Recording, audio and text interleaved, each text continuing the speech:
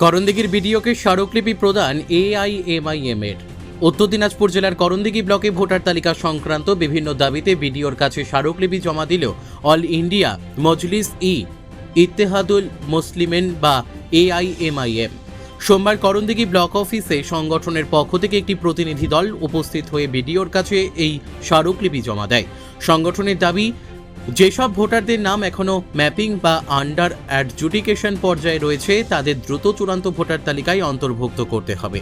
এদিন সংগঠনের পক্ষ থেকে জানানো হয়, বহু সাধারণ নাগরিকের নাম ভোটার তালিকায় থাকলেও বিভিন্ন প্রশাসনিক জটিলতার কারণে তা চূড়ান্ত তালিকায় যুক্ত হচ্ছে না।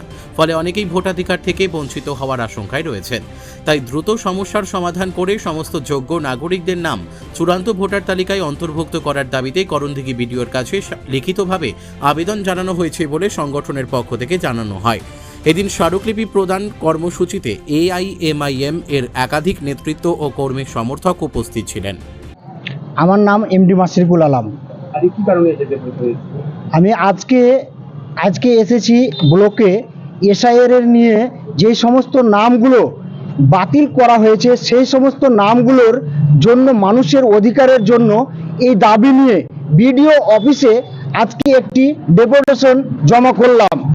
এই জন্য আজকে এখানে এসেছি বিডিও সাহেবের কাছে।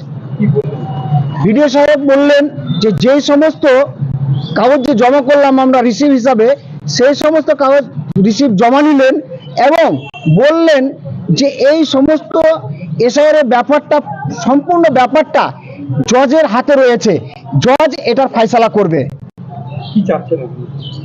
আমরা চাইছি যে যেই সমস্ত নাম আন্ডার জুডিকেশনে রয়েছে সেই সমস্ত নামকে পুনরায় উঠা হোক এবং তাদের ডকুমেন্টগুলোকে রিভেরিফাই করে যোগ্য ভোটার হিসাবে গ্রহণ করা হোক। আমরা এসেছি এআইএম অল ইন্ডিয়া ইত্তেহাদুল মুসলিম পার্টি থেকে।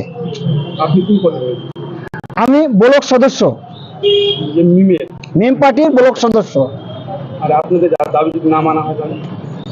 আমাদের দাবি যদি মানা না হয় এরপরে আবার এর চাইতে বড় করে আবার আমরা গণ আন্দোলন করব এরপরে।